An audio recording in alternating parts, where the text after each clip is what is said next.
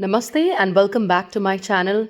Today we are going to talk about the actual truth why your law of attraction techniques are not working. Yes, why your law of attraction techniques are not working. A lot of us tend to go online and kind of find out this 369 method, 555 method, and I don't know what not. So, water technique, all these things. And we tend to believe that, our life is going to change manifold. Maybe we'll have 10x growth and so on. All these terminologies that, that's used in the media. We tend to believe that all those things are possible.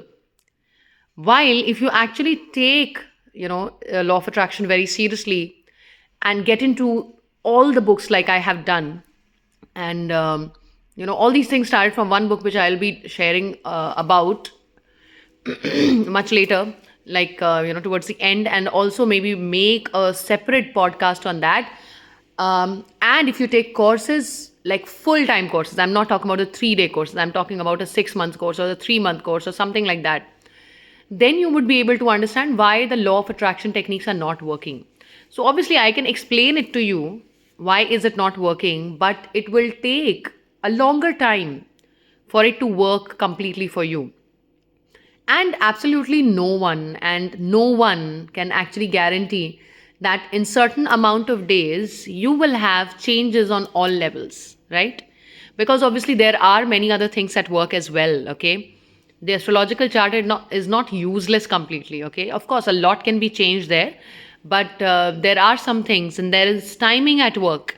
There are, many other, reasons. And so let's get to this. The very first reason that I want to talk about is why is your law of attraction technique not working. Now let's say you are able to manifest little things, okay, like the yellow duck experiment by one of the these YouTubers, and he teaches very good strategies. I'm sure all the law of attraction people, all the coaches are doing their best. However, obviously they are not telling you the ultimate reality, because the ultimate reality needs time, and that is what they have learned over time, and that is why they want you to get into the longer process. There is no shortcut or elevator to success, let me tell you that. So why is it not working? The smaller ones are working, the bigger ones are not working. Like, let's say some ladies tell me that they are not able to manifest the man that they really need, and then I ask them the question that have you become the woman that deserves this man? Because to be able to get Lord Ram, you have to be goddess Sita, right?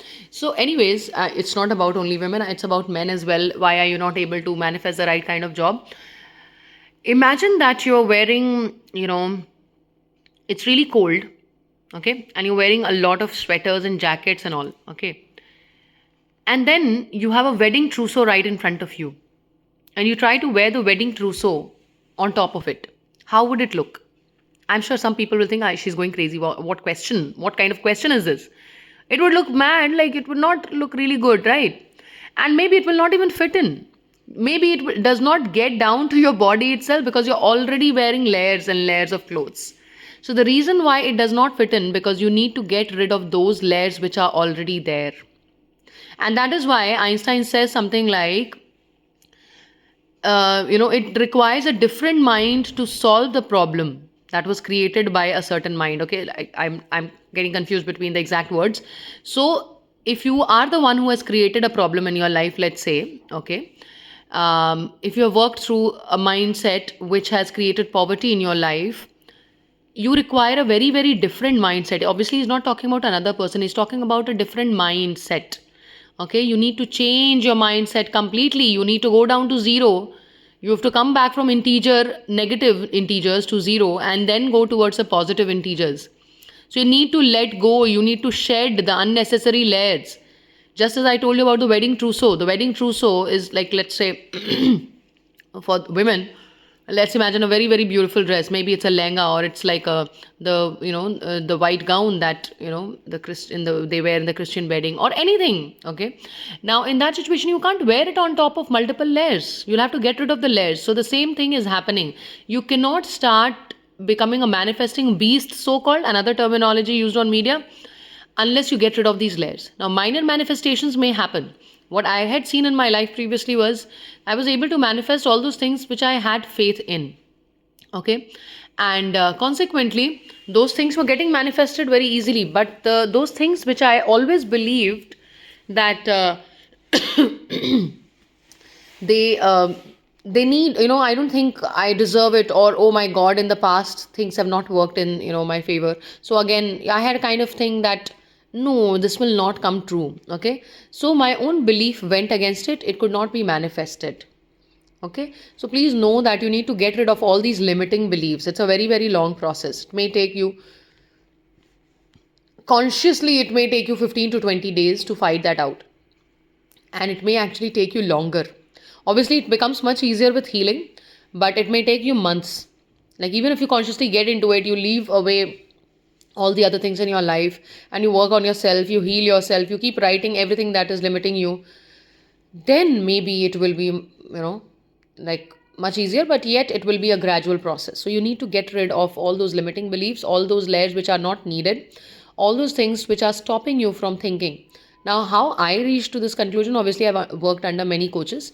And apart from that, as a healer, I've worked through past life regression therapy, Reiki, angel healing, Ho'oponopono. I've done multiple types of healing, Akashic records. I've been to the Akashic records and I've, got many multiple answers to be able to say that to you today.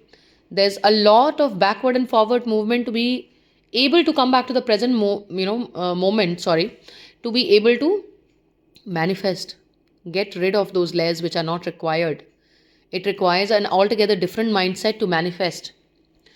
Okay. So that's one thing to be, to be able to understand. Now, the other thing that you need to understand is the mirror principle. And I'm sure there are, the YouTube abounds in many, many videos on mirror principle. So please understand that mirror principle says that whatever you see in your reality right now is something of your inner reality which was there 2 years ago, around 2 years ago, minus plus, obviously. So the fact that, let's say today, if I'm working a lot, I'm like very happy. 2 years later, it will show, in all the good things coming to me. It works with a delay. Okay. And it has a physical and a metaphysical reality. This particular mirror, it's a reflection. Okay.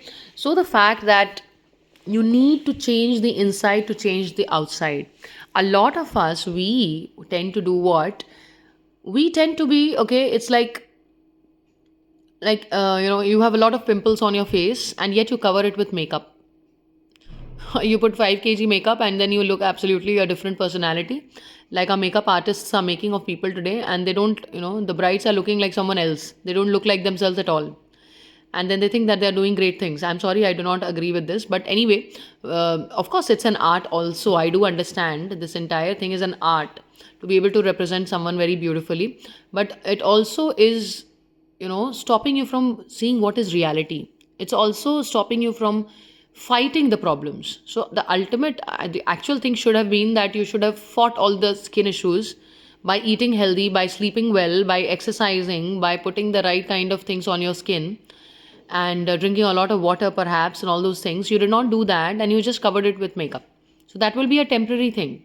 It will not be a permanent effect. So that gets you closer to understanding mirror principle. Now, the ultimate reality inside will be shown outside. If ultimately inside you feel miserable, I'm an unfortunate person, I'm unlucky, I don't deserve a good life partner, and I don't think I'll ever be able to reach anywhere in my life, like career wise or financially, it will show in your reality. It shows like that. And the day you change that is the day you also need to become more patient.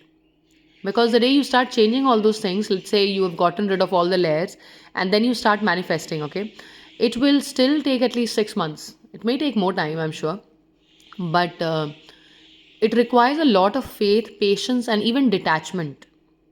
Okay, so when bad things happen, you don't have to be like, oh God, these bad things are happening in my life. Because the moment you react is also the moment you are creating another reality for maybe 6 months down the line, 2 years down the line. It shows at a certain time. So it is like,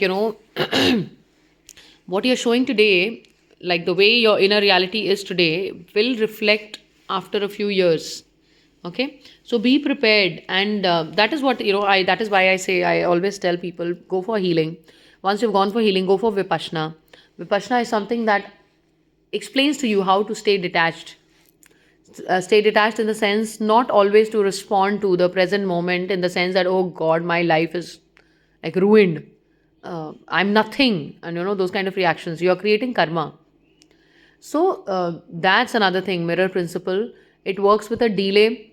It has a dual aspect, and it actually shows what you feel about yourself and what you feel about the world. It shows you two things: your mindset about yourself and your mindset about the world. So, consequently, you need to change your mindset about both. And again, coming back to what Albert Einstein said, is the fact that it requires an altogether different mind to solve the problem that once created it. Okay, so you let's say you get into a marriage, into a love marriage. You sought a person and you thought that this person is right for me, and eventually what happened was that that person transformed into an abuser. This person was like very very good to you and said all kinds of good things, and you did not suspect him at all. You did not give time to this, and you immediately got married, like let's say in 2 months, 3 months, 6 months also. And then eventually all the problems started happening in the marriage. Now you cannot get out of this marriage unless you change your mindset, your mentality. Because if you stay in the same mindset, it would say, oh God, I can do nothing now. This is my ultimate destiny. It is my karma. I was supposed to be, I've heard women who are supposedly healers and they're saying they have stayed in